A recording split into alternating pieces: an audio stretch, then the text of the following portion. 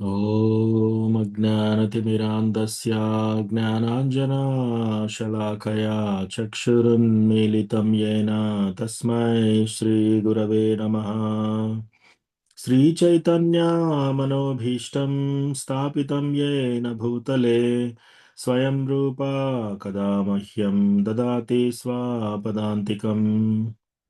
वन्देऽहं श्रीगुरो श्रीयुतापदकमलं श्रीगुरून् वैष्णवांश्च श्रीरूपं साग्रजातां सहगना रघुनाथान्वितं तं सजीवं साद्वैतं सावधूतं परिजनसहितं कृष्णचैतन्यदेवं श्रीराधा कृष्णपादान् सहगना ललिता श्रीविशाखान्वितांश्च हे कृष्णा करुणा सिन्धो दीनबन्धो जगत्पते गोपेशा गोपिका कान्ता राधा कान्ता नमोऽस्तु ते तप्तकाञ्चना गौराङ्गी राधे वृन्दावनेश्वरी वृषभानुसुते देवी प्रणमामि हरिप्रिये वाञ्छाकल्पतरुभ्यश्च कृपासिन्धुभ्य एव च पतितानां पावनेभ्यो वैष्णवेभ्यो नमो नमः। जय श्री कृष्ण चैतन्य प्रभु नित्यानंदा श्री अद्वैता गदाधारा श्रीवासादि गौरभक्तवृंदा हरे कृष्णा कृष्णा कृष्णा हरे हरे हरे राम राम राम हरे हरे। मत्समो नास्ति पापात्मा न पराधी च कश्चन परिहारेऽपि लज्जा मे किं ब्रुवे पुरुषोत्तमा। युवतीनां यथा यूनी यूनां च युवतौ यथा मनोभिरमते तद्वन्मनो मे रमतां त्वयि। भूमौ स्खलितपादानां भूमिरेवावलम्बनं त्वयि जाता परादानां त्वामेव शरणं प्रभो। गोविन्दवल्लभे राधे प्रार्थे त्वमहं सदा त्वदीयम् इति जानातु गोविन्दो मां त्वया सह। राधे वृन्दावनाधीशे करुणामृतवाहिनी कृपया निजपादाब्जा दास्यं मह्यं प्रदीयताम्। तृणादपि सुनीचेन तरोरपि सहिष्णुना मानिना मानदेन कीर्तनीय सदा हरिः। कथञ्चन स्मृते यस्मिन् दुष्करं सुकरं भवेत् विस्मृते विपरीतं स्यात् श्रीचैतन्यं नमामि तम्। संसारदुःखजलधौ प्रतितस्य कामा क्रोधादिनक्रमकरे कबलीकृतस्य दुर्वासना निगडितस्य निराश्रयस्य चैतन्यचन्द्र मम देहि पदावलम्बम्।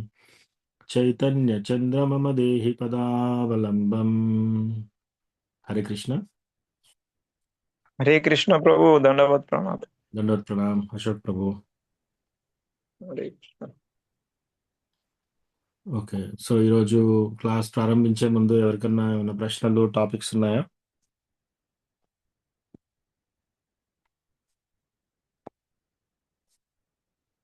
హరే కృష్ణ ప్రభుజీ ప్రణామములు.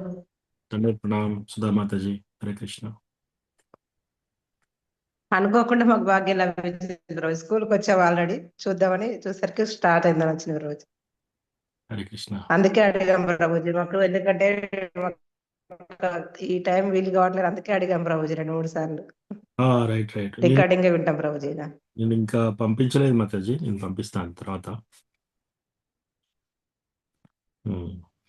సో ఈరోజు క్లాస్ ప్రారంభించే ముందు ఏమైనా ప్రశ్నలు టాపిక్స్ ఉన్నాయా, లేకపోతే భగవద్గీత చదువుదామా?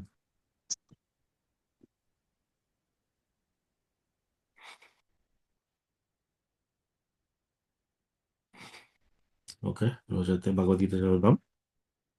మనము 5వ అధ్యాయంలో అడుగుపెట్టాము. సో 5వ అధ్యాయంలో మనకి బేసికల్లీ కర్మయోగ, శ్రీకృష్ణ భక్తి రసభావి భావిత కర్మ. సో కృష్ణ భగవానుని భక్తితో కర్మ ఎలా చేయాలి, యాక్షన్ అండ్ కృష్ణ కాన్షియస్నెస్, అది ఈ చాప్టర్లో చెప్తారనమాట. కర్మ యోగా గురించి చెప్తారు. సో ఇందులో ఈ చాప్టర్ అవుట్లైన్ మొత్తం మనకు 29 శ్లోకాలు ఉంటాయి. ఈ చాప్టర్లో. సో ఫస్ట్ శ్లోకాలో అర్జున ప్రశ్న వేస్తాడనమాట. ఉమ్, సన్యాస తీసుకోవడం మంచిదా, కర్మయోగా చేయడం మంచిదా? సో దీంట్లో 2 నుంచి 6 శ్లోకాల వరకు కర్మయోగా సన్యాసంతో సమంగా లేదా చాలా ఈజీగా, ఇంకా సన్యాసం తీసుకోవడం కంటే కర్మయోగా చేయడం చాలా ఈజీ అని చెప్తున్నాడు కృష్ణ. 7 నుంచి 16 శ్లోకం వరకు మనకి నిష్కామ కర్మ చేయడం వల్ల మనం బద్ధత్వం నుండి ఎలా విడుదలవుతాం అది చెప్తున్నారు. 17వ శ్లోకం నుంచి 29వ శ్లోకం వరకు మోక్షం ఎలా ఎలా తెచ్చుకోవాలి. సో ఇది ఈ 5వ చాప్టర్ యొక్క సమరీ అన్నమాట. సో దీంట్లో ఇప్పుడు మనం చూస్తే ఫస్ట్ చాప్టర్ ఆఫ్ భగవద్గీత మొత్తం మనం ఏం చూసాం, అర్జున విషాద యోగ. సో అర్జునుడు ఆయనే వస్తాడు, శ్రీకృష్ణ భగవానుడు, ఇది భగవద్గీత అయినా సరే ఫస్ట్ చాప్టర్ మొత్తం ఎవరు మాట్లాడుతున్నారు, ధృతరాష్ట్ర ఒకసారి మాట్లాడతాడు, దుర్యోధన కొన్ని శ్లోకాలు మాట్లాడతాడు, ఆ తర్వాత అర్జున మాట్లాడతాడు, కృష్ణ మాత్రం మాట్లాడట్లేడు. సో అది భగవద్గీతనా లేకపోతే అర్జున గీతనా? సో ఫస్ట్ చాప్టర్ మొత్తం అలాగే అయిపోతుంది. అయిపోయిన తర్వాత ఇంకా నేను ఈ యుద్ధం చేయను, ఉమ్, వీళ్ళందరినీ చంపేసి వాళ్ళ రక్తంతో కూడుకున్న ఈ రాజ్యం నాకొద్దు, ప్లస్ నా గురువు గారు, నా పితామహుడైన భీష్ముడు వీళ్ళందరూ ఎదురుగా ఉన్నారు, వాళ్ళని చంపి ఆ, ఇంతమందిని సంహరించిన తర్వాత వాళ్ళ కుటుంబ పరిస్థితి ఏమవుతుంది, వాళ్ళ పోషణ పరిస్థితి ఏమవుతుంది, మళ్ళీ పుట్టే పిల్లల పరిస్థితి ఏమవుతుంది, ఈ వర్ణ సంకర ఇవన్నీ అయిపోతాయి, కాబట్టి అసలు నేను ఈ యుద్ధం చేయదలుచుకోలేదు అని గాంధీవను అవన్నీ పక్కకు పెట్టేసి అర్జునుడు చాలా చాలా విషాదంలో దుఃఖంలో ఉంటాడనమాట. అప్పుడు కార్పణ్యదోషోపహత స్వభావా పృచ్ఛామి త్వాం ధర్మ సమ్మూఢచేత యచ్రేయస్య నిశ్చితం బ్రూహి తన్మే శిష్యస్తేహం షాది మాం త్వాం ప్రపన్నం. సో ఇక్కడ ఏమంటున్నాడంటే, ఇప్పుడు ఏది కరెక్ట్ ఏది తప్పు నాకు తెలియట్లేదు కృష్ణ. ఇప్పుడు నీవు నాకు గురువు, నేను నీకు శిష్యుణ్ణి, నీ శరణం తీసుకుంటున్నాను. ఇప్పుడు నాకు ఏది మంచిది అనేది నువ్వు నాకు మార్గదర్శనం చెయ్యి. ఇలా చెప్పే వరకు కృష్ణ ఏమీ భగవద్గీత మాట్లాడలేదు. దాని అర్థం ఏంటంటే మనం కూడా కృష్ణని డైరెక్ట్ గా వెళ్ళి, కృష్ణ నేను మీకు శరణాగతి తీసుకుంటున్నాను, నా మార్గదర్శనం చెయ్యి అని మొరపెట్టుకునేంత వరకు మన లైఫ్ లో కూడా కృష్ణ ఎంటర్ కాడు. సో ఇది చాలా ఇంపార్టెంట్. సో మనం ఎప్పుడైనా కృష్ణ నేను భక్తిలోకి ఇంకా లోతుగా వెళ్ళాలనుకుంటున్నాను అని మీరు చెప్పారనుకోండి, మీరు ఒక అడుగు ముందేస్తున్నారు, కృష్ణ 100 అడుగులు ముందేస్తాడు మనకి. సో జీవి ఎప్పుడైతే చూస్తాడో కృష్ణ దగ్గరికి వెళ్ళాలని, అప్పుడు కృష్ణ చాలా చాలా ఫెసిలిటీస్ ఇస్తాడనమాట. భక్తుల సాంగత్యం ఇస్తాడు, తర్వాత సరైన సాధులతో సాంగత్యం ఇస్తాడు. ఇట్లా తద్వారా మనం భక్తిలో ముందుకు వెళ్ళే అవకాశం వస్తుంది అనమాట. సో 2వ చాప్టర్లో ఆ శ్లోక చెప్పగానే, శరణాగతి తీసుకోగానే ఇమ్మీడియట్లీ కృష్ణ వచ్చేసి, నువ్వు ప్రజ్ఞవాదాంస్, నువ్వు చాలా చాలా గొప్ప పండితుల్లాగా మాట్లాడుతున్నావు కాబట్టి నువ్వు ఏదైతే దుఃఖించకూడదో దాని గురించి దుఃఖిస్తున్నావు ఉమ్, అని చెప్పేసి, ఫస్ట్ ఆఫ్ ఆల్ మనం ఈ శరీరం కాదు, మనం ఆత్మ అని చెప్పాడు. ఇంకోటి ఏం చెప్పాడు, వీళ్ళందరూ ఇక్కడ ఉన్న వాళ్ళందరూ ఇంతకు ముందు ఉన్నారు, అంటే వాళ్ళు పుట్టక ముందు ఉన్నారు, ఇప్పుడు ఉన్నారు, ఇక్కడ మరణించిన తర్వాత కూడా ఉంటారు. సో అదే విధంగా మనందరం కూడా అంతే అనమాట. మనం ఇప్పుడు ఇక్కడ ఉన్నాము, తర్వాత మనం మరణించిన తర్వాత కూడా ఇంకా ఉంటాం, ఇంకో శరీరంలో ఉంటాం. సో ఇట్లా చెప్పేసి మొత్తము ఆత్మతత్వ జ్ఞానం బోధిస్తాడనమాట. ఆ తర్వాత ఆ కర్మయోగాలకు వచ్చేస్తాడు. దాంట్లో స్వకామ కర్మయోగ గురించి కొన్ని శ్లోకాలు చెప్తాడు, ఆ తర్వాత నిష్కామ కర్మ గురించి కొన్ని శ్లోకాలు చెప్తాడు, ఆ తర్వాత స్థిత ప్రజ్ఞ గురించి చెప్తాడు అనమాట. ఇది చెప్పిన తర్వాత 3వ చాప్టర్కి వస్తాం. 3వ చాప్టర్ కర్మయోగ చాప్టర్ పేరు. సో ఇక్కడ ఏంటి, మనము ఏ విధంగా కర్మకాండ అంటే ఏంటి, నిష్కామ కర్మ అంటే ఏంటి, ఆ ఆ, ఈ యొక్క కామాన్ని ఎలా జయించాలి, ఇవన్నీ 3వ చాప్టర్లో చెప్తాడు కర్మయోగ గురించి. ఇది చెప్పిన తర్వాత 4వ చాప్టర్లో జ్ఞానయోగ గురించి బోధిస్తాడు. ఇప్పుడు మళ్ళీ 5వ చాప్టర్లో karma yoga action in Krishna consciousness, కర్మయోగము కృష్ణ భక్తి రస భావిత కర్మ, ఈ చాప్టర్లోకి వచ్చాం మనం. ఉం? సో ఈ చాప్టర్లో మనం మొదట్లోనే ఉన్నాము. మనం చదివింది 3 శ్లోకాలు చదివాము. సో అవి 3 నెమరేసుకుందాం. ఓకే.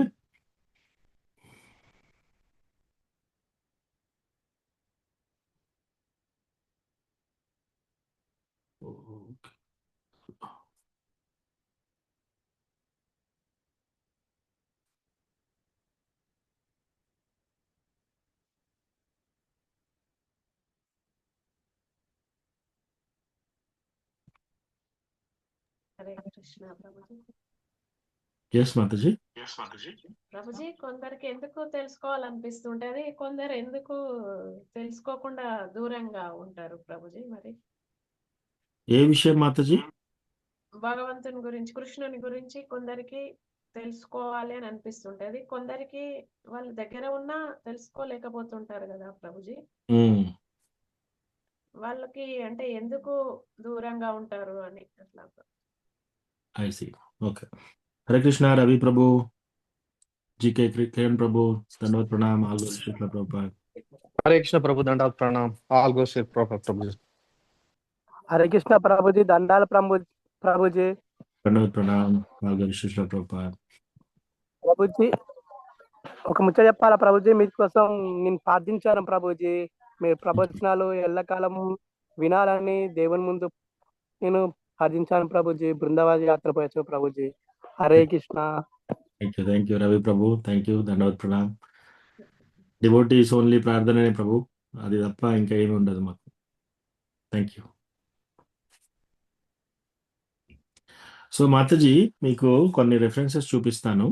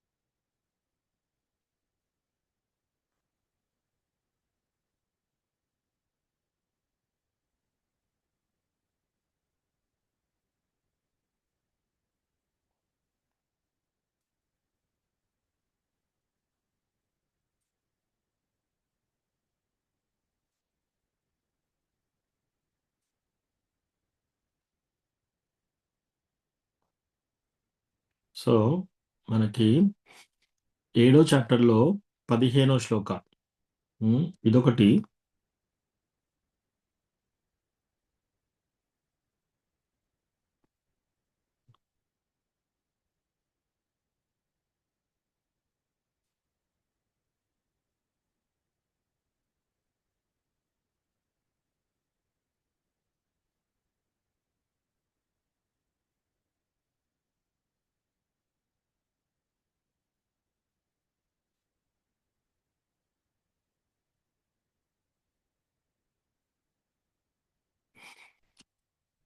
ఓకే మాతాజీ, మనకు ఆన్సర్ ఎక్కడంటే 7వ చాప్టర్లో 15, 16 శ్లోకాలు ఇచ్చారనమాట. సో 16 శ్లోకాల్లో ఏం చెప్తున్నారు? చతుర్విధ భజంతే మాం జనా సుకృతినోర్జున ఆర్తో జిజ్ఞాసురర్థార్థి జ్ఞాని చ భరతర్షభాం. 4 రకాల మనుష్యులు కృష్ణ భగవానుని తెలుసుకోవాలని ఆశపడుతూ ఉంటారంట. ఎవరు వాళ్ళు? ఒకటి ఆర్తో జిజ్ఞాసుడు అర్థార్థి. ఎవరికైతే ఆర్త అంటే చాలా కష్టాల్లో ఉంటారనమాట. ఎవరైతే ఒకటి చాలా కష్టాల్లో ఉంటారు, ఎవరికైతే ధనం కావాలో వాళ్ళు 2. తర్వాత ఎవరైతే అసలు భగవంతుడు ఎవరు, నేనెవరిని, ఈ జిజ్ఞాస ఎవరికైనా ఉంటుందో అది ఇంక్విజిటివ్నెస్, జిజ్ఞాస. తర్వాత జ్ఞాని. జ్ఞాని అంటే ఏంటి? వాళ్ళు అసలు ఈ ఈ తత్వం ఏంటి, అసలు భగవంతుడు ఎవరు అనే జ్ఞాన మార్గంలో అలా వెతుకుతూ ఉంటారు కదా వాళ్ళు. ఈ 4 రకాల పీపుల్ కృష్ణ భగవానుని కోసం కథ వినడానికి ప్రయత్నిస్తారు, ప్లస్ క్లాస్లో కూర్చొని వినడానికి ప్రయత్నిస్తున్నారు. ఓకే. తర్వాత మళ్ళీ మనకు 15వ శ్లోకంలో చెప్తారనమాట, ఎవరెవరైతే కృష్ణ భగవానుని కథ వినడానికి ఇష్టపడరు, ఎటువంటి వాళ్ళు? సో దాంట్లో చెప్తున్నారు. ఓకే, దీంట్లో ఏమంటున్నారు? నమాం దుష్కృతి నో మూఢా ప్రపద్యంతే నరాధమా మాయయాపహృత జ్ఞాన ఆసురం భావమాశ్రితాః. ఈ 4 రకాల మనుషులు కృష్ణాన్ని ఆ, అసలు తెలుసుకోవాలని ప్లస్ కృష్ణ భగవానునికి సరెండర్ కావాలని, కృష్ణ భగవాను శరణు తీసుకోవాలని కూడా ఆలోచించారంట. ఎవరది? దుష్కృతిన. దుష్కృతిన అంటే మిస్క్రియంట్స్. మిస్క్రియంట్స్ అంటే చెడు స్వభావం కలవారు. ఆ, వాళ్ళు ప్లస్ గ్రాస్లీ ఫూలిష్. ఫూలిష్ అంటే ఆ, మూడులు. అమాయకులని కాదు ఇక్కడ. మూఢులు అంటే తెలివి తక్కువ వాళ్ళు. ఒకటి దుష్కృతులు, రెండోది తెలివి తక్కువ వాళ్ళు, తర్వాత లోయెస్ట్ అమాంగ్ మ్యాన్ కైండ్. ఈ మనుష్య జాతిలోనే అత్యంత నరాధమ, ఆ, అందరికంటే తక్కువలో ఉన్నవాళ్ళు. ఇది మనుషులలో తక్కువలో ఉన్నవాళ్ళు. వాళ్ళు ఎందుకు? వాళ్ళ యొక్క నాలెడ్జ్ ఏంది? వాళ్ళ యొక్క నాలెడ్జ్ మాయా, ఈ ఇల్యూజన్ ద్వారా ప్రేరేపబడుతుంది అనమాట. అంటే భ్రాంతిలో ఉంటుంది. ఆ, వాళ్ళు తర్వాత ఎవరికైతే ఏథిస్టిక్ స్వభావం, ఆసురిక్ భావం అంటే ఆమ్, రాక్షస జాతి వీళ్ళు, ఈ నలుగురు కృష్ణ భగవాన్ని సరెండర్ కారనమాట. ఓకే, ఒకటి grossly foolish, miscreants who are grossly foolish, lowest among mankind whose knowledge is stolen by illusion, and who are atheists in the nature of demons, who partake of the atheistic nature of demons. ఈ నలుగురు ఆ, ఆ, భగవంతుడికి శరణు తీసుకోరనమాట. తెలుగులో ఈ meanings చదువుతాను మీకు.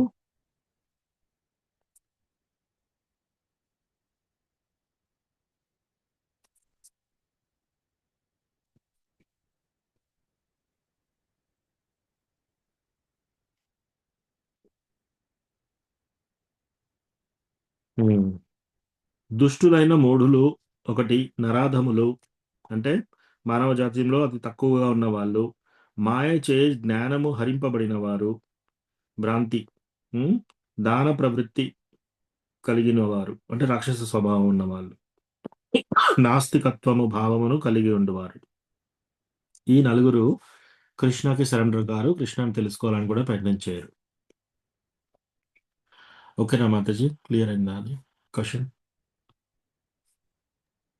ప్రభుజీ ఓకే. భగవంతుని దగ్గరికి వస్తే వాళ్ళ పాపకర్మ ఏది ఉన్నా నశిస్తుంది కదా ప్రభుజీ, రావడానికే ఎందుకు వెనకాడుతున్నారు అని. ఎస్, అంటే ఇంకో శ్లోకంలో కృష్ణ ఏం చెప్తారంటే వాళ్ళ యొక్క పాపము పూర్తిగా పోవాలి, పోయేంత వరకు వాళ్ళు రాలేరన్నమాట, భగవంతుని భక్తి మార్గంలోకి రాలేరు. సో అది కూడా భగవద్గీతలోనే చెప్తున్నారు. ఏషాం త్వంతగతం పాపం జనానాం సుకృతను. అది ఆ శ్లోక పేరు కూడా ఇస్తాను మీకు. ఈ పర్పోర్ట్స్ చదువుకోండి మీరు తర్వాత. ఓకే ప్రభుజీ.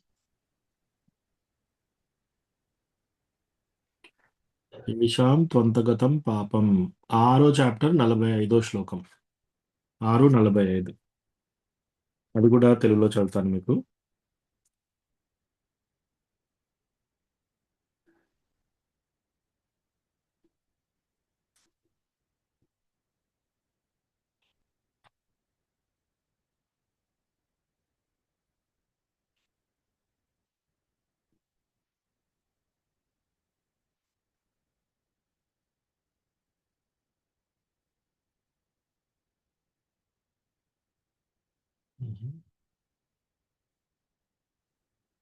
కాదు, 7:28.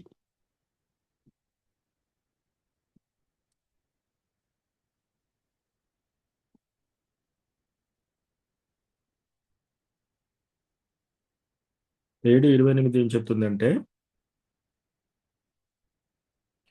పూర్వజన్మములనందు ప్రస్తుత జన్మనందు పుణ్యకార్యములను చేయుచు పాపములను పూర్తిగా నశింపజేసుకొనని మనుజులు ద్వంద్వమోహములు అనేది ద్వంద్వమోహముల నుండి విడివడిన వారై నా సేవయందు దృఢ వ్రతముతో నెలకొనెదరు. సో పూర్వజన్మ కానీ ప్రస్తుత జన్మనందు పుణ్యకార్యములు చేయుచు పాపములను పూర్తిగా నశింపజేసుకున్న ఎవరైతే మానవులు ఉంటారో ఈ వీటి నుంచి బయటపడిన వారు దృఢ నిశ్చయంతో భగవంతుని సేవకు వస్తారనమాట. ఇంకా వారు రావట్లేరంటే ఇంకా ఇది పూర్తి కాలేదు వాళ్ళు అని అర్థం. సో 7వ చాప్టర్ 14, 15, 28 మాతాజీ. పర్పోర్ట్స్ చదువుకోండి మీరు తర్వాత. ఓకే ప్రభుజీ.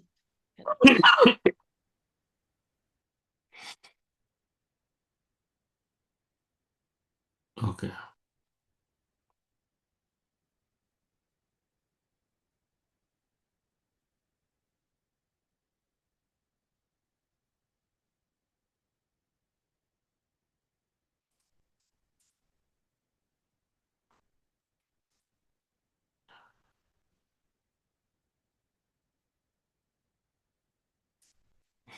సో ఇందులో ఫస్ట్ శ్లోకాలనే అర్జున అడుగుతున్నాడు అన్నమాట ప్రశ్న. అర్జున ఉవాచ సన్యాసం కర్మణాం కృష్ణ పునర్యోగం శంససి యచ్రేయ ఏతయోరేకం తన్మే బ్రూహి సునిశ్చితం.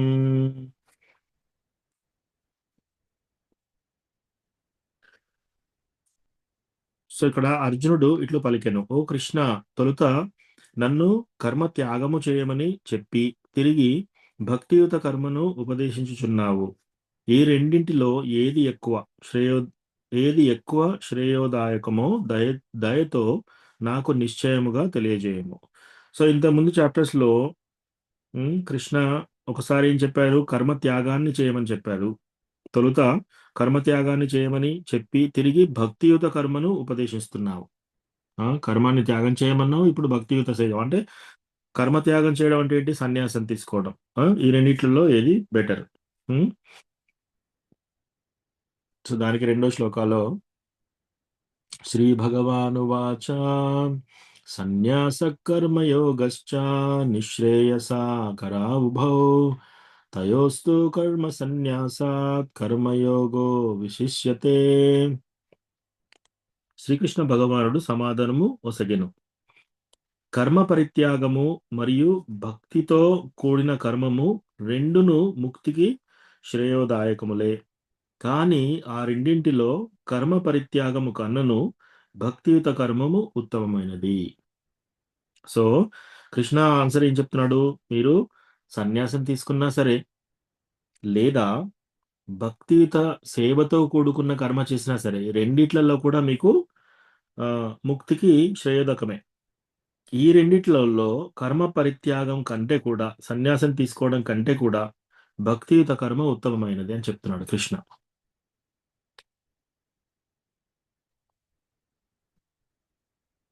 మూడో శ్లోకం, జ్ఞేయస్య నిత్య సన్యాసి యో నద్వేష్టి నకాంక్షతి నిర్ద్వంద్వో హి మహాబాహో సుఖం బంధాత్ ప్రముచ్యతే.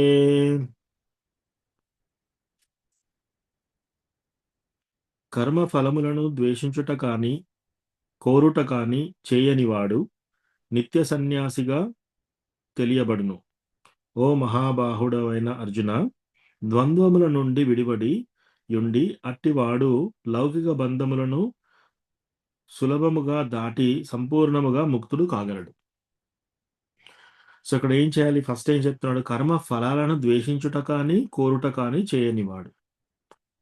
కర్మ ఫలాలంటే ఏంటి, మనం ఒక పని తలపెట్టుకున్నాం, మనం ఒక పని చేయడానికి నిర్ణయించుకున్నాం, ఆ రిజల్ట్ సక్సెస్ అవుతుందా ఫెయిల్ అవుతుందా, ఎగ్జామ్ ప్రిపేర్ అవుతున్నాం, పాస్ అవుతామా ఫెయిల్ అవుతామా, ఒక బిజినెస్ పెట్టాం, బిజినెస్లో లాభాలు వస్తుందా నష్టాలు వస్తాయా, ఒక కార్యం తీసుకున్నాం, పెళ్లి కార్యం కానీ పిల్లల కార్యం కానీ మన కార్యం కానీ, దాంట్లో సఫలీకృతం అవుతామా ఓడిపోతామా.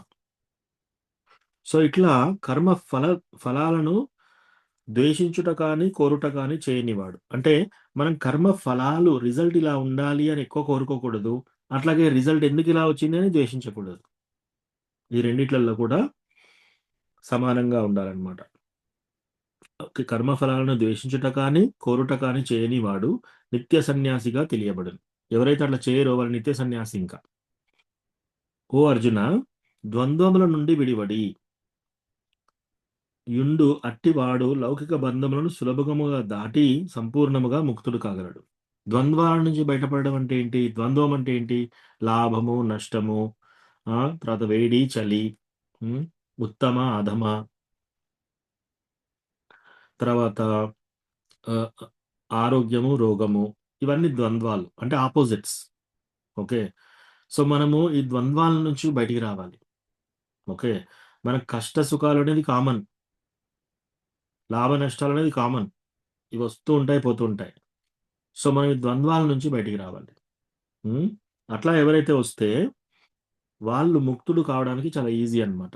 సో అందుకే మనం ఎప్పుడైనా సరే, మనం ఏమైనా పని తలపెట్టుకున్నా సరే, మనం ఏమైనా చేయాలనుకున్నా సరే, ఇది ఈ విధంగా మనకు జరగాలి అనేది మనము ఎక్కువగా దాన్ని పట్టుదలతో వెళ్ళకూడదన్నమాట. Okay, expectation is the mother of all problems. మనకి ఎక్కడైతే ఎన్ని డిగ్రీల ఆశ ఉంటుందో, ఆ ఆశ తీరకపోతే అన్ని డిగ్రీల బాధ అవుతుంది. కాబట్టి మనం సుఖంగా, సంతోషంగా, ఈజీగా, తృప్తిగా ఉండాలి అంటే ఫస్ట్ థింగ్ ఏం చేయాలి? మనం ఎక్స్పెక్టేషన్ జీరో చేసుకోవాలి. మనం అసలు ఎక్స్పెక్టేషన్స్, మనం ఆశ పెట్టుకోవడమే వదిలేయాలి. ఓకే, కొన్ని ఆశలు ఎగ్జాంపుల్ చెప్తాను నేను. మా కొడుకు ఈ విధంగా ఎగ్జామ్లో పాస్ కావాలి, ఇటువంటి సంబంధం చేసుకోవాలి, ఓకే, ఈ విధంగా జాబ్ చేయాలి, తల్లిదండ్రులను ఈ విధంగా చూసుకోవాలి అనే ఆశ తల్లిదండ్రులు తీసేసుకోవాలి. ఒక కొడుకు ఎలా ప్రవర్తించాలి? నా తల్లిదండ్రులు నాకు ఇది ఇవ్వాలి, నా తల్లిదండ్రులు నాకు ఈ ఆస్తి పంచాలి,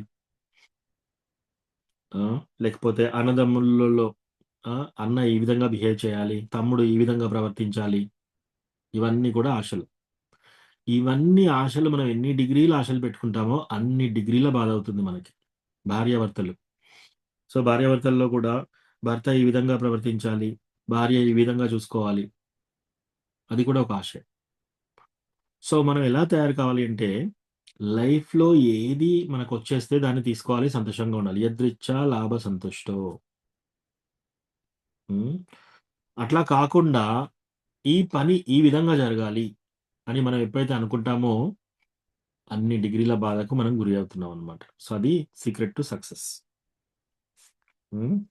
సో ఇక్కడ వరకు మనము లాస్ట్ టైం చదివాము 3 శ్లోకాల వరకు. 4వ శ్లోకం నుంచి ఇప్పుడు చూద్దాం. ఓకే, విజయ్ రఘునాథ్ ప్రభు మీరు చదువుతారా? ఒక్క నిమిషం చెప్పాలా? టెంపుల్లో ఉన్నారా? ఓకే, చెప్పండి. చెప్పండి సార్, బుక్ తీసింది. 4వ శ్లోకం, 5వ చాప్టర్ 4వ శ్లోకం. 5వ చాప్టర్ 4వ శ్లోకం. సాంఖ్యయోగో పృథక్ బాలా సాంఖ్యయోగో పృథక్ బాలా ప్రవదంతి న పండితాః ప్రవదంతి న పండితాః ఏకమప్యాస్థితః సమ్యగ్ ఏకమస్యాస్తికం సమ్యక్ ఉభయోర్విందతే ఫలం. ఉభయో విందతే ఫలం. Only the ignorant speak of devotional service karma yoga as being different from the analytical study of the material world Sankhya. Those who are actually learned say that he who applies himself well to one of these paths achieves the result of both. చదవండి bro. కేవలం అజ్ఞానులే భక్తి యోగం, కర్మయోగం, భౌతిక జగత్తు యొక్క విశ్లేషణాత్మక అధ్యయనానికి భిన్నమైనదని పలుకుతారు. ఈ రెండు మార్గాలలో ఒక్కదానినైనా చక్కగా అనుసరించిన వాడు రెండిటి ఫలాలను పొందుతాడని నిజంగా పండితులైన వారు చెప్తారు. Thank you Prabhu. Thank you Prabhu, దండవత్ ప్రణామం. సో ఇక్కడ కృష్ణ ఏం చెప్తున్నాడంటే, డివోషనల్ సర్వీస్ కర్మయోగ, మనం భక్తియుత సేవలో ఎలా ఉండాలి అనేది, అది ప్లస్ సాంఖ్యయోగ, ఈ రెండు కూడా సేమ్ అని చెప్తున్నాడు ఇక్కడ. ఆ రెండింటిలో తేడా ఏ లేదు. ఏ ఒక్కటి ఫాలో అయినా సరే ఈ రెండు రిజల్ట్స్ వచ్చేస్తాయంట మనకి. సో అది ఈ శ్లోకాలు చెప్తున్నారు. నెంబర్ 5. ఓకే.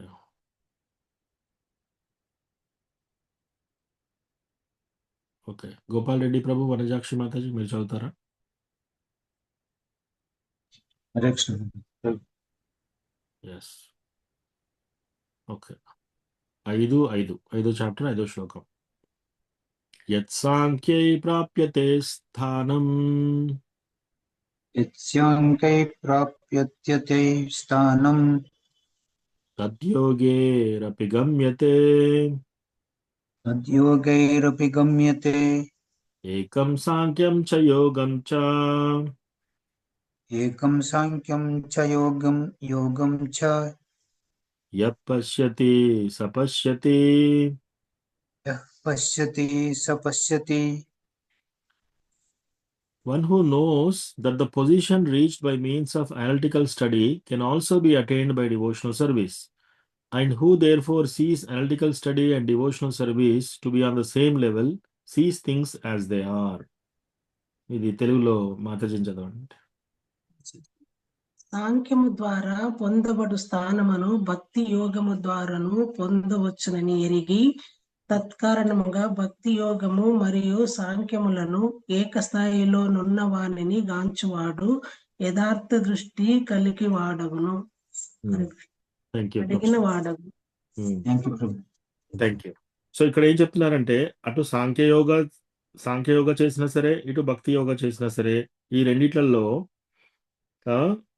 ఏదైనా కూడా మనం తీసుకున్నా కూడా సేమ్ రిజల్ట్గా వస్తుంది. సో తెలిసిన వాళ్ళు యథాదృష్టి కలిగి ఉన్నవాడు, ఈ రెండు సేమ్ అని ఎవరైతే ఈ రెండు తత్కారణముగా భక్తి యోగము మరియు సాంఖ్య యోగములను ఏకస్థాయిలో నున్నవానిగా గాంచువాడు, ఈ రెండు ఒకటే అని ఎవరైతే చూస్తున్నారో వాళ్ళు యాక్చువల్గా అర్థం చేసుకుంటున్నారు అని అర్థం. సో యాక్చువల్లీ సాంఖ్యయోగ అంటే కపిల ముని చెప్పారు దేవహూతి మాతకి. సో కపిల ముని చెప్పిన సాంఖ్యయోగ అయినా సరే, ఇటు భక్తి కర్మయోగ కృష్ణ భగవానుని భక్తిలో కర్మయోగ ఎలా చేయాలి అంటే భక్తియుత సేవ, ఈ రెండు సేమ్ అని చెప్తున్నారు అనమాట ఇప్పటి వరకు.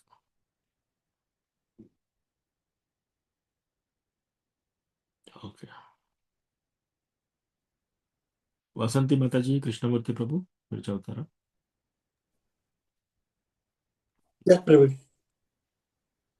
ఆరో శ్లోకం.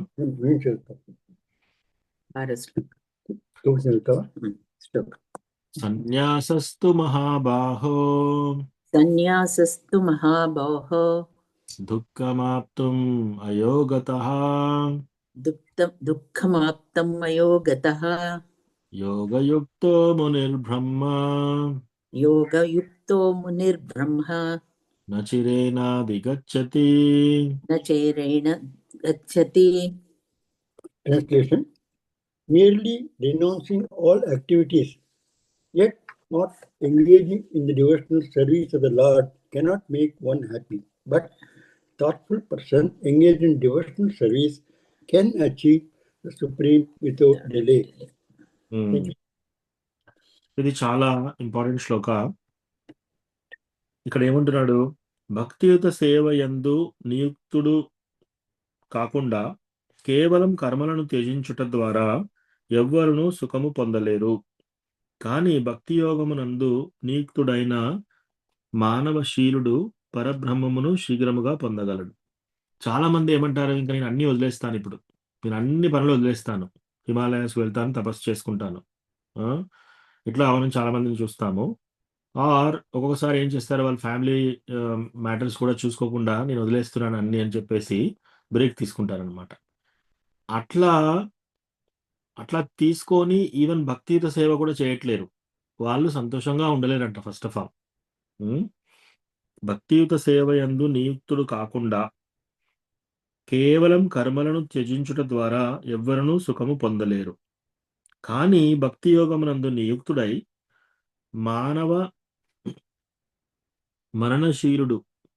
నియుక్తుడైన మరణశీలుడు పరబ్రహ్మమును శీఘ్రము పొందగలడు.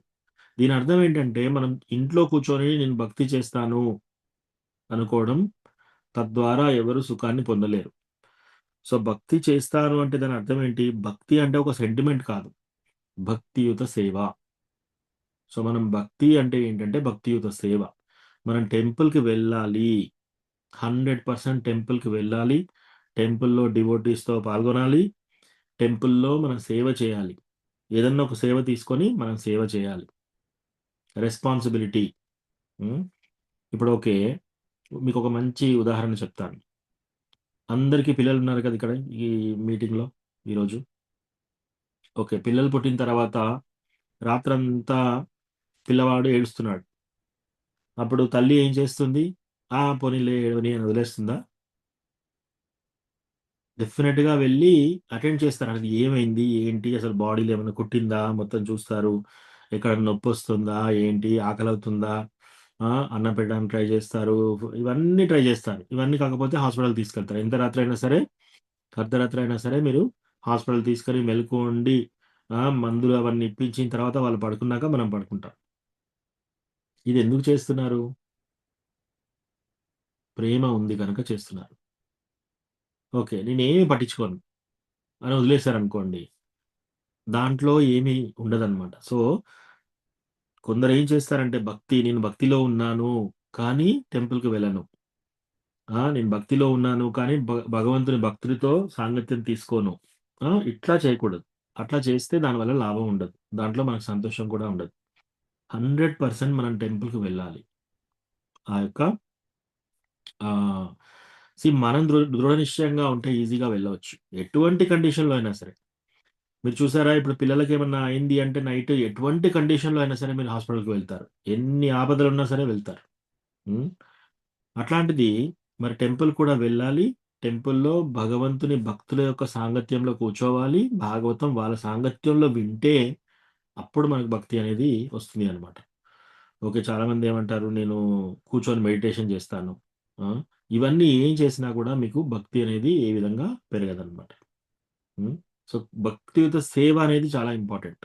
మళ్ళీ చదువుతాను ఈ శ్లోకం వినండి. 6వ శ్లోకం.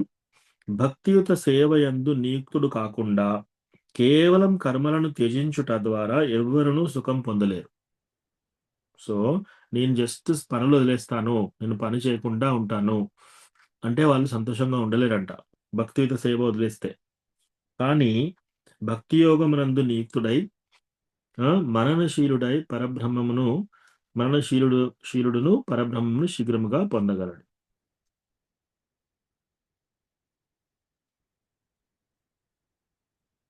ఓకే, సో ఈ పర్పort చదువుదాము.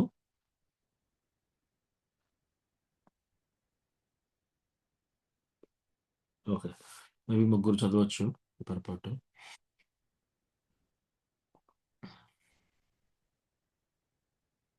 ఓకే, జ్యోతిరూప కమల మాతాజీ, మీరు పర్పort స్లోగా చదవండి, ఒక 8 లైన్స్ చదవండి.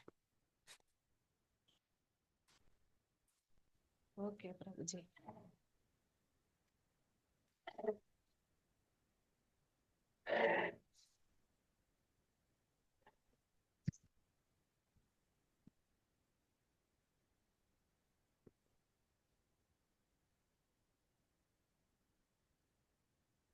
Fourth chapter, fifth chapter Prabhuji.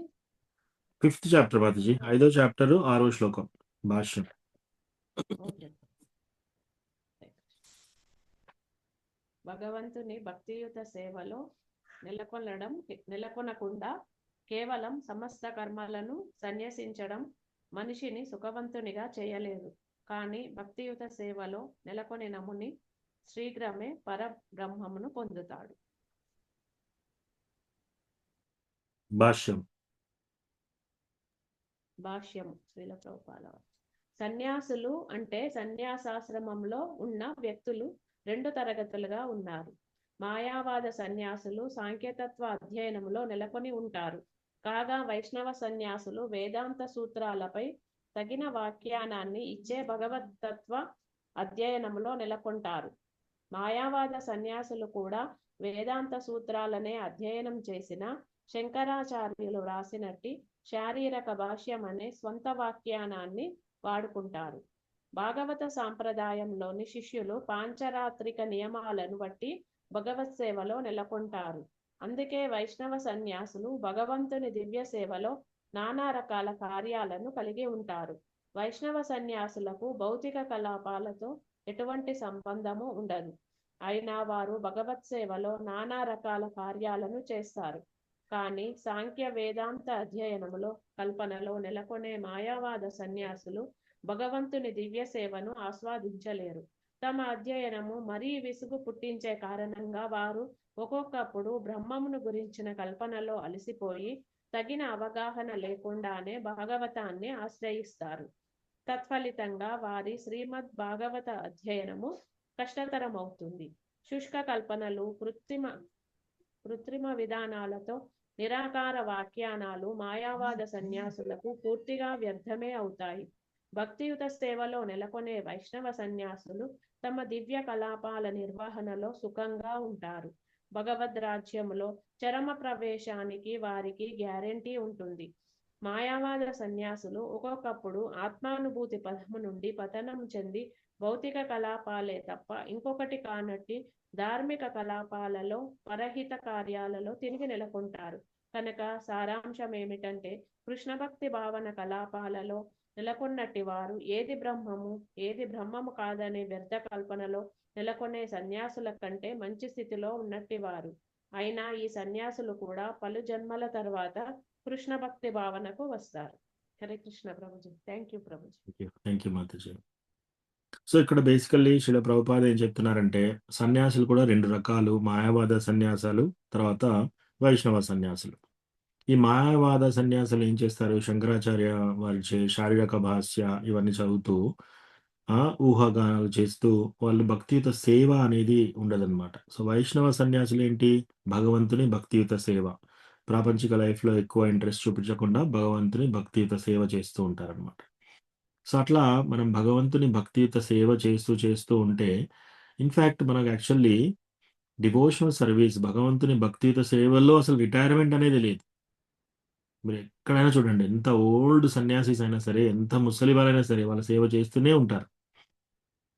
అలా చేస్తూ పోతే మనం భగవంతుని పట్ల ప్రేమను పెంపొందించుకుంటాం. ప్రేమ భక్తి అది అన్నిటికంటే ఇంపార్టెంట్ అనమాట. అట్లా అని నేను అన్ని పనులు వదిలేస్తాను, భక్తియుత సేవ కూడా చేయను అంటే వాళ్ళు సంతోషం కూడా ఉండలేరు.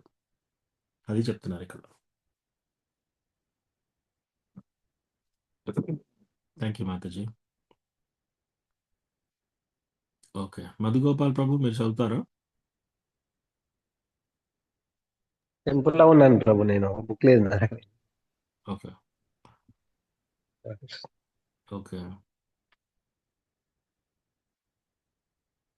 అశోక్ ప్రభు మీరు చదువుతారా? ప్రభుజీ రాదు Prabhu. Okay okay, no problem. Pavitra Mataji మీరు చదువుతారా? దండవత్ ప్రణామ్. ఎస్ ప్రభు. హరే కృష్ణ ప్రభు. ప్రణామాలు. ఓకే, చదువుతాను ప్రభు. 7th శ్లోక. ఎస్. యోగయుక్తో విశుద్ధాత్మా యోగయుక్తో విశుద్ధాత్మా విజితాత్మా జితేంద్రియః విజితాత్మా జితేంద్రియః సర్వభూతాత్మ భూతాత్మా సర్వభూతాత్మ భూతాత్మా కుర్వన్నపి న లిప్యతే. కుర్వన్నపి న లిప్యతే. One who works in devotion, who is a pure soul and who controls his mind and senses, is dear to everyone, and everyone is dear to him. Though always working, such a man is never entangled. చదవండి Mataji. Yes ప్రభు. భక్తి యోగముతో కర్మను నడించువాడును విశుద్ధాత్ముడును ఇంద్రియ మనస్సులను జయించిన వాడును అగు మనుషుడు సర్వులకు ప్రియుడై ఉండును. సర్వుల ఎడ అతడు ప్రియమును కలిగి ఉండును. అట్టివాడు సదా కర్మలను ఆచరించుచున్నను ఎన్నడూను బద్ధుడు కాడు. Thank you Prabhu. Hare Krishna. So భక్తి యోగముతో కర్మ చేయువాడు విశుద్ధాత్ముడు, ఇంద్రియ ప్లస్ మనస్సులను జయించిన వాడు, అటువంటి మనుషులు సర్వులకు ప్రియమైన ఉండును, సర్వులు అతని ఎడల ప్రియముతో ఉండును. అట్టివారు ఎల్లప్పుడూ కర్మలను ఆచరించుచున్నను ఎన్నడూ బద్ధుడు కాడు. సో మనం చాలాసార్లు చూసాం ఇది. మనం కర్మ, వికర్మ, కర్మ చూసాము. అందరూ పని చేసినట్టే ఉంటుంది. అందరూ సేమ్ పని చేసినట్టే ఉంటుంది. కానీ కొందరికి పుణ్యం వస్తూ ఉంటుంది. కొందరికి పాపం వస్తూ ఉంటుంది. కానీ కొందరికి ఏమీ రాదు. సో ఇది అకర్మ. భక్తియుక్త సేవలో మనం ఎంత పని చేసినా సరే, మనం ఎటువంటి కార్యాలు చేసినా సరే, తద్వారా మనం దాంట్లో బద్ధత్వం తీసుకోవట్లేదు. అంటే దాంట్లో మనకేంటి పాపం రావట్లేదు, పుణ్యం రావట్లేదు. సో అది చెప్తున్నారు ఇక్కడ.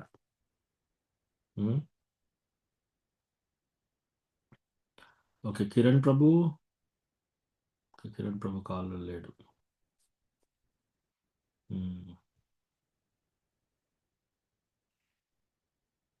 ఓకే, జ్యోతిరూప కమలా మాతాజీ మీరు చదవండి.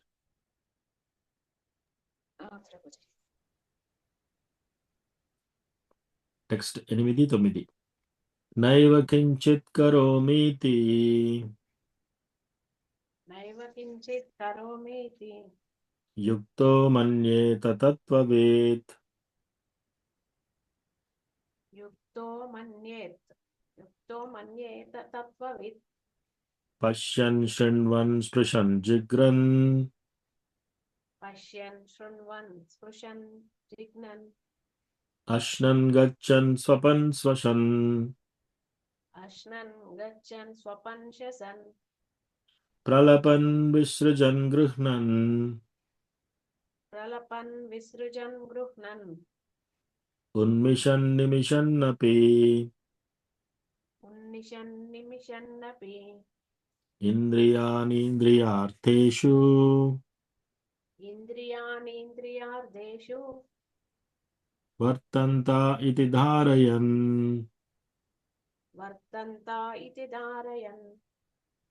Translation.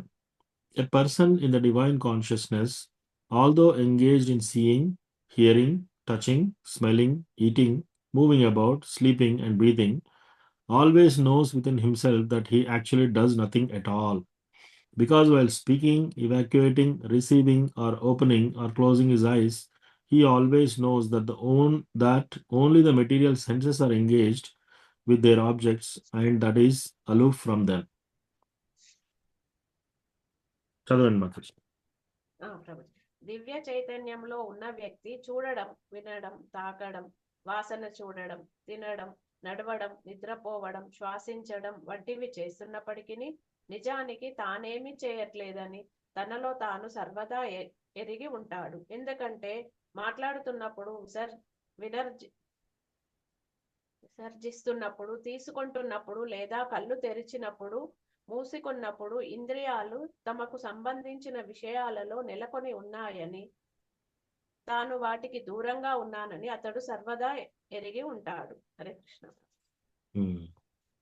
సో ఇక్కడ రెండు బేసికల్లీ దివ్య చైతన్యం, ఎవరైతే భక్తియుత సేవలో దివ్య చైతన్యంలో ఉంటారో వాళ్ళు ఇవన్నీ చేస్తున్నా సరే వాళ్ళు ఏమి చేయట్లేదు అని అనుకుంటారు, అని తెలుసుకుంటారనమాట, గ్రహిస్తారు. ఎందుకని? ఇవన్నీ ఇంద్రియాలు వాటి పనులు చేసుకుంటున్నాయి, అతడు మాత్రం దీనికి దూరంగా ఉన్నాడు అని అంటే దాని అర్థం ఏంటి? ఆత్మతత్వ జ్ఞానం. సో శరీరము, ఇంద్రియాలు వాటి పని వాళ్ళు చేసుకుంటున్నాయి, కానీ నేను డిఫరెంట్. ఎవరు? ఆత్మ శరీరంలో కూర్చొని ఉంటుంది. సో మనము అంటే దాని అర్థం ఏంటంటే ఎప్పుడైనా మనం ఆత్మకు రెఫర్ చేస్తున్నాం, మన శరీరాన్ని కాదు. మనం అద్దంలో వెళ్ళి ఏదైతే చూస్తున్నామో అది కాదు మనము అంటే మన ఆత్మ. Okay, all right.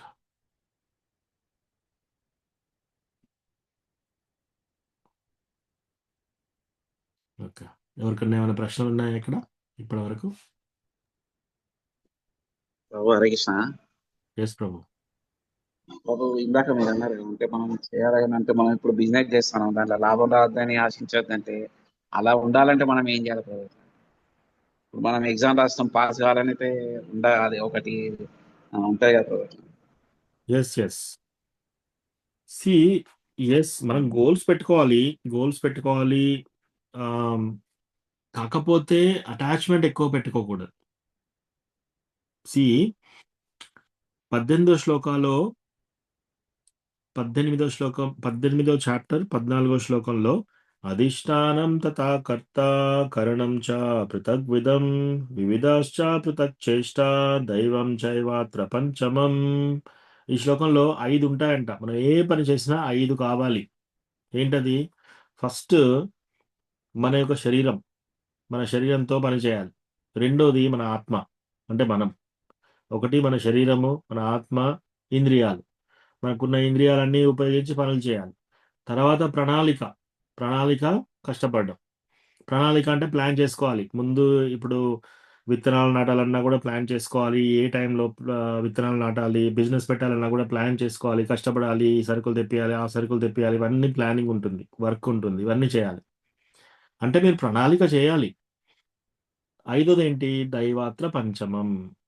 ఐదోది ఏంటంటే మన యొక్క పరమాత్మ శాంక్షన్ చేయాలి ఆ విషయం. ఎస్ అని. సో దీని అర్థం ఏంటంటే ఎస్, మనము పని చేసే ముందు ప్రణాళిక చేయాలి, కష్టపడాలి. కానీ అదే విధంగా బాగా ఎక్కువగా ఆశ పెట్టుకోకూడదు, అటాచ్మెంట్ పెట్టుకోకూడదు. ఎక్కువగా ఆశ అంటే ఏంటి? దాంట్లో అటాచ్మెంట్ అంటే సంగత్వం.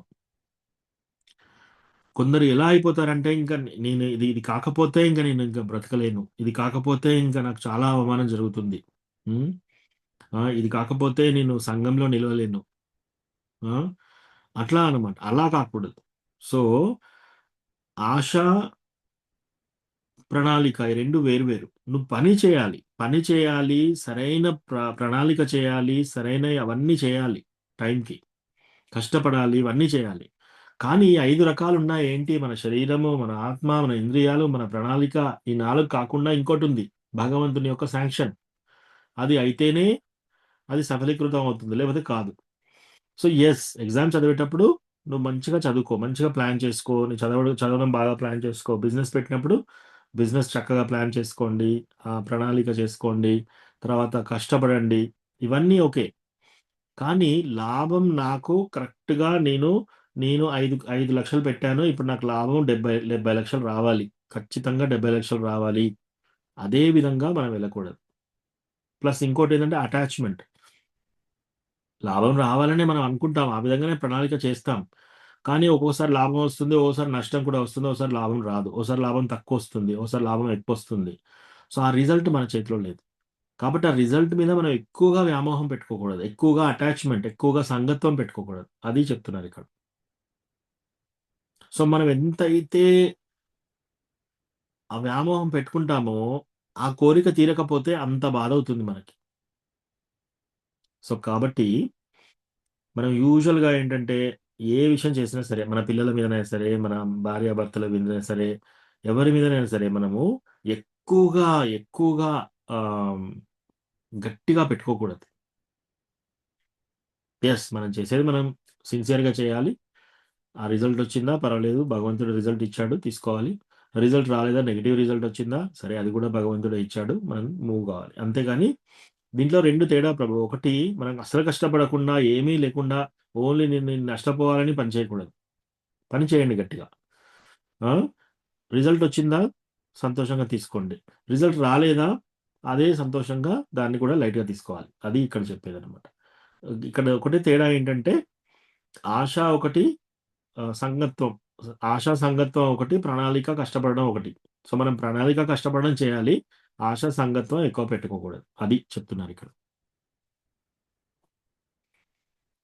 ఓకేనా విజయ రఘునాథ్ ప్రభు? ఓకే ప్రభు. అలా ఉండాలంటే మనం ఏం చేయాలి ప్రభు? ఆ భావన మనకు రావాలంటే, ఎందుకంటే మనం బిజినెస్ చేసుకుంటాం, ఆ భావన రావాలంటే మనం అంటే మా తరఫున ఏం చేయాలి ప్రభు? ఆ భావన రావాలంటే మన తరఫున ఏం చేయాలి? ఎస్, మనము హరే కృష్ణ మహామంత్రం చాంటింగ్ చేస్తున్నాము, ప్లస్ ఈ 4 రెగ్యులేటివ్ ప్రిన్సిపల్స్ ఫాలో అవుతున్నాము, గురువు దీక్ష తీసుకున్నాము, టెంపుల్లో ఈ భగవద్గీత, శ్రీమద్ భాగవతం చదువుతున్నాము. ఇప్పుడు ఈ భాగవతం చదివినప్పుడు మనకు ఆటోమేటిక్గా అన్ని రకాలుగా మనం కథలు చూస్తూ ఉంటాం అన్నమాట. సో ఫర్ ఎగ్జాంపుల్ దక్షయజ్ఞ ఎపిసోడ్లో శివుడు చెప్తున్నాడు పార్వతికి, నువ్వు అక్కడికి వెళ్ళకు, నువ్వు అక్కడికి వెళ్తే నీకు అవమానం జరుగుతుంది అది ఇది అని చెప్పేసి. కానీ పార్వతికి ఎలా ఉంది అంటే చాలా చాలా సారీ పార్వతి కాదు సతీ. సో సతీ ఏమంటుంది, నేను అక్కడికి వెళ్ళాలి, నా తండ్రి గురించే కదా, నా తండ్రి చేస్తున్నాడు కదా, మా తండ్రి డైరెక్ట్గా ఇన్విటేషన్ పంపాలా, అందరు నేను ఏరోప్లేన్లో స్కైలో చూస్తున్నాను, ఆకాశంలో అందరూ విమానాలు వేసుకొని వెళ్తున్నారు, నేను వెళ్ళాలి అలంకరించుకొని అని చెప్పేసి అటు ఇటు చేసి లాస్ట్కి వెళ్ళిపోతుంది, ఇంకా పర్మిషన్ ఇవ్వకుండానే వెళ్ళిపోతుంది ఆమె. సో వెళ్ళిపోయినప్పుడు అక్కడ చూసి తండ్రి తనకు కానీ శివుడికి కానీ ఆ ఆసనం ఇవ్వలేదు, ఇవన్నీ ఇట్లా చేస్తున్నారు, అవమానంగా చేస్తున్నారు అని చెప్పేసి లాస్ట్కి అక్కడికి వెళ్ళి ఆమె ఆత్మహత్య చేసుకుంటుంది అనమాట. సో అప్పుడు ఆత్మహత్య చేసినాక నెక్స్ట్ జన్మలో పార్వతిగా వస్తుంది. అప్పుడు చాలా డిటాచ్డ్గా ఉంటుంది, నిస్సంగత్వంలో ఉంటుంది. కానీ ఫస్ట్ జన్మలో అలాగా లేదు. కాబట్టి మనం ఎలా ఉండాలంటే కృష్ణ కాన్షియస్లో ఉండాలి. కృష్ణ కాన్షియస్లో ఉండి మాత్రా స్పర్శాస్తు కౌంతేయ శీతోష్ణ సుఖ దుఃఖదా ఆగమాపాయినో నిత్య స్థాం స్థితిక్షస్వ భారత. మనము ఈ కష్ట సుఖాలు అనేది ఒక చలికాలము, ఎండాకాలము, వేసవికాలం ఇట్లా వస్తూ పోయిన కాలంలాగా అనుకోవాలి. ప్లస్ మనం పని చేసేటప్పుడు కూడా ద్వంద్వాల నుంచి బయటికి రావాలి. లాభము, నష్టము, సుఖము, దుఃఖము, ఇవన్నీ ఆటోమేటిక్గా ఎప్పుడు వస్తాయి, ఓన్లీ మనం భక్తియుత సేవలో ముందుకు వెళ్తుంటేనే ఆటోమేటిక్గా మనకు కావాల్సిన జనయత్యాసు వైరాగ్యం జ్ఞానం చ యథహైతుకం వాసుదేవే భగవతి. మనం ఎప్పుడైతే భక్తియుత సేవ చేస్తున్నామో ఆటోమేటిక్గా మనకు నిస్సంగత్వం వచ్చేస్తుంది అనమాట, డిటాచ్మెంట్. సో మనంతటా ఎవరైనా గట్టిగా వాళ్ళంతటా వాళ్ళు డిటాచ్డ్గా ఉండలేరు, ఓన్లీ భక్తియుత సేవ చేస్తేనే. సో మీరు ఆల్రెడీ భక్తియుత సేవ చేస్తున్నారు, మీరు దీక్ష తీసుకున్నారు, యాత్రలకు వెళ్తున్నారు, రోజు 16 రౌండ్లు చాంటింగ్ చేస్తున్నారు. సో మీ మూడ్ అలాగే ఉంటుంది. మీరు లాభం రావాలని పని చేసినా సరే, ఒకవేళ అటు ఇటు ఏమైనా అయినా సరే మీరు దాన్ని తట్టుకోగలుగుతారు, ఎందుకంటే మీరు డివోటీ కాబట్టి. మనం చేసేది అంతే ప్రభు. బేసికల్ ఏంటంటే మనం భక్తియుత సేవలో ఉంటే ఆటోమేటిక్గా మనకు ఆ డిటాచ్మెంట్ ఉంటుంది, ఆ నిస్సంగత్వం ఉంటుంది. తద్వారా మనం ఏదైనా కూడా మనం దాన్ని భరించగలుగుతాం. రెండోది మనకు ఆన్సర్స్ కూడా తెలుసు. అధిష్టానం తథాకర్త 18-14 శ్లోకంలో మనకు అర్థమైపోయింది. ఏ పని జరగాలన్నా కూడా దానికి 5 కావాలి, దాంట్లో భగవంతుని శాంక్షన్ కూడా కావాలి. ఈసారి లాభం రాలేదనుకోండి, మీరు ఏం చేస్తారు, కూర్చొని ఓకే భగవంతుని శాంక్షన్ ఇవ్వలేదు ఈసారి, అంతేగాని ఇంకా అక్కడ లైఫ్ ఎండ్ కాదు కదా. వేరే వాళ్ళలాగా ఉండరు, చాలా చాలా చాలా పట్టుదలతో ఉంటారనమాట. సో ఎస్, మనం ఏ విధంగా ఉండాలి నిస్సంగత్వం రావడానికి, భక్తియుత సేవలో ఉండాలి. భక్తియుత సేవలో ఉంటే ఆటోమేటిక్గా మనకు కావాల్సిన జనయత్యాస వైరాగ్యం వచ్చేస్తుంది. ఓకేనా Prabhu? Okay bro, thank you bro. Hare Krishna. ఇంకేమైనా ప్రశ్నలు ఉన్నాయా?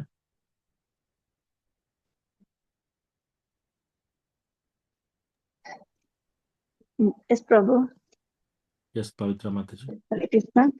ఎస్ ప్రభు, అయితే మేము యాత్రకు వెళ్ళాం కదా ప్రభు. అయితే ఈ గోవర్ధనగిరి ఉంది కదా, అది ఎవరి శాపం వల్ల రోజు ఒక ఇంత ఆవగింజంత కరిగిపోతుంది అని అన్నారు ప్రభు. నేను అది అక్కడ వినలేకపోయాను. సో అది మేము వెళ్ళినప్పటికీ ఎక్కడో అంటే కొద్ది చోట మాత్రమే మాకు కనబడింది. సో అలా ఎవరి శాపం వల్ల జరిగింది ప్రభు?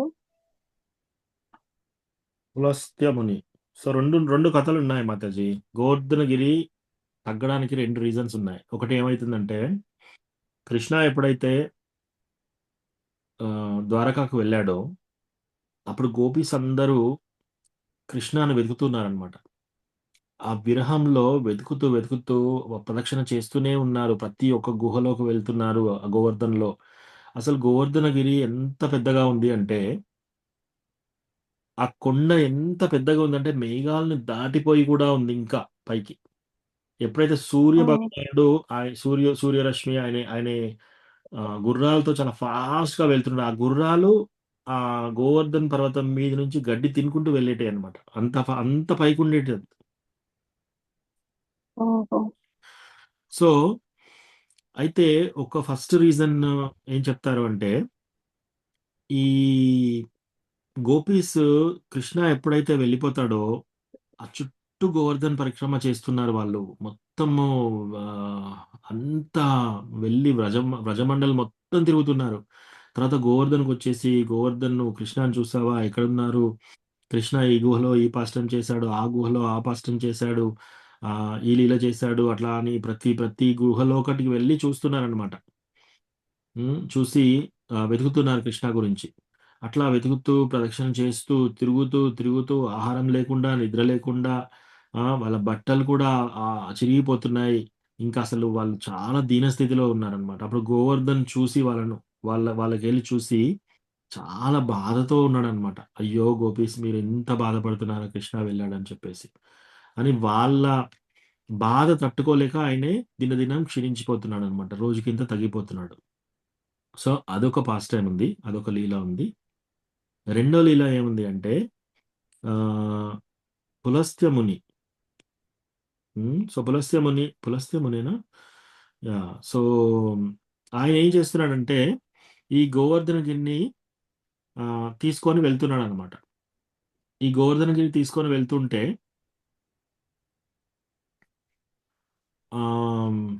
సో, అక్కడ ఒప్పందం ఉంది.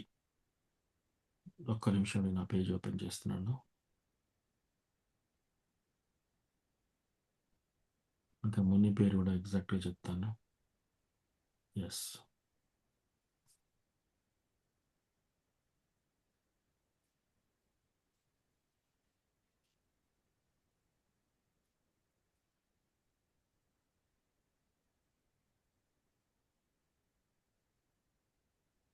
పులస్త్య ముని.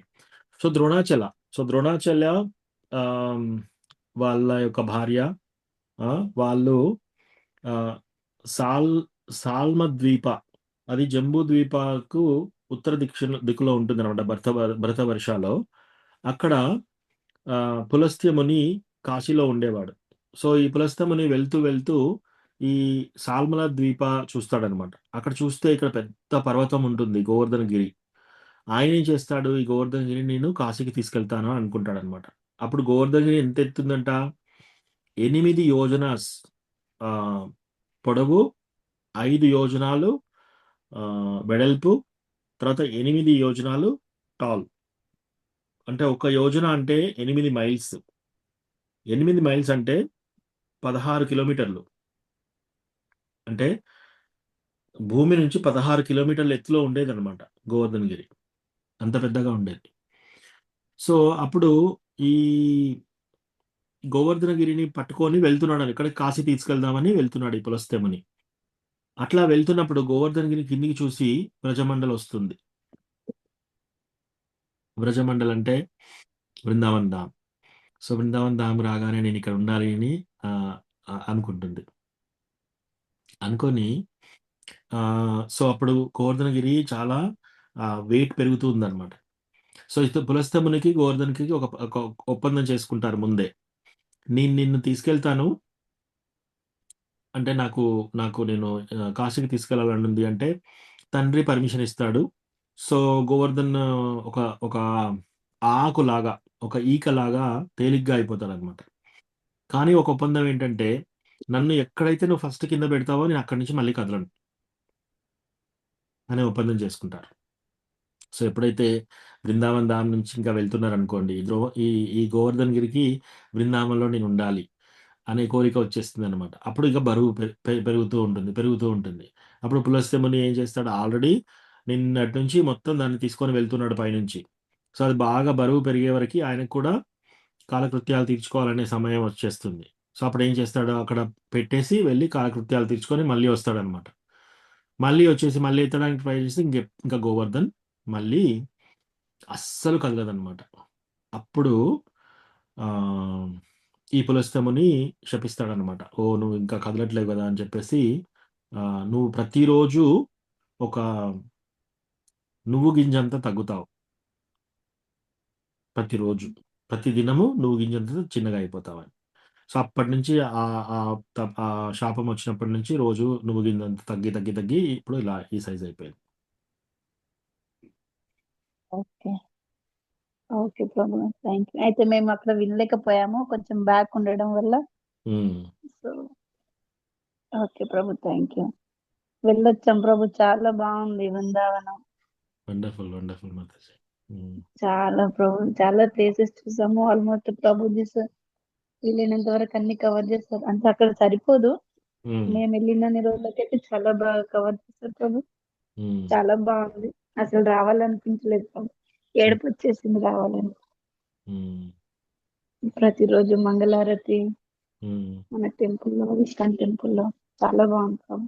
ఉమ్, yes, గోకులానికి వెళ్ళాము, బర్సాన, ఉమ్, ఇంకా నందగావ్, ఉద్దవన్ ప్లేసెస్ కి, ఉమ్, మథుర ఉమ్, అన్ని వెళ్ళాం ప్రభు. చాలా బాగుంది అసలు. Um. Thank you for sharing Mataji. Thank you Prabhu. Hare Krishna. చేసింది ప్రతిరోజు మీరు మనస్సులో ఇంకా గోవర్ధన్లో ఉండండి. ప్రతిరోజు మనస్సులో బృందావన్లో ఉండాలి. వెళ్ళొచ్చిన వాళ్ళందరూ అక్కడి స్మృతులన్నీ ఉమ్, మళ్ళీ మళ్ళీ నెమరు వేసుకుంటూ ఉండండి మనసులో. సో అది చాలా ఇంపార్టెంట్. ఇంకోటి గురు ఓకే. మహారాజ్ ఏం చెప్తారంటే, మనము ఎస్పెషల్లీ ధామ్ భక్తులతో వెళ్ళినప్పుడు మనము కొన్ని జన్మలకు కొన్ని జన్మలు, కొన్ని కోట్ల జన్మల్లో మనం చేయలేని ప్రోగ్రెస్, కృష్ణ భగవానుడి భక్తిలో ముందుకు వెళ్ళడానికి వీలు కాని పరిస్థితి ఒక్కసారి మీరు భక్తుల సాంగత్యంలో ఇట్లా యాత్రకు వెళ్తే ఇంకా ముందుకు వెళ్తారు భక్తిలో అని చెప్తున్నారు. So thank you for sharing Mataji. Okay Prabhu. Thank you so much. Okay. So ఇంకేమైనా ప్రశ్న? హరే కృష్ణ ప్రభు. ధన్యవాదాలు ప్రణామం. ధన్యవాదాలు ప్రణామం ప్రభు. ప్రభు అక్కడ మంగళారతిలో సంసార దావ కాకుండా వేరే కీర్తన చేస్తారు ప్రభు. ఎక్కడ ప్రభు? అంటే మన ఇస్కాన్ దాంట్లోనో బయట వేరే కాదు? ఇస్కాన్ టెంపుల్లో మంగళారతి తర్వాత చేస్తారు ప్రభు వేరే ఏదైనా? లేదు అంటే ప్రభు. సంసార ప్రభుపాదుల వారి దగ్గర ప్రభుజీ మన ప్రభుపాదుల వారి దగ్గర సంసార దావ పాడారు. నీ కృష్ణ దగ్గర అది వజ్ర ఏదో ఉంది ప్రభు. విభావారి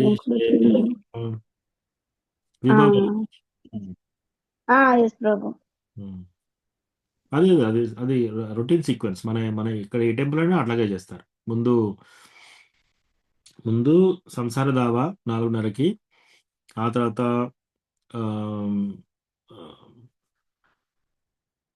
నరసింహదేవ ఆరతి, ఆ తర్వాత వాళ్ళు డ్రెస్సింగ్ చేస్తారు, మనం చాంటింగ్ చేసుకుంటాము. చాంటింగ్ చేసిన తర్వాత దర్శనార్థిలో వేరే ఉంటాయి పాటలు.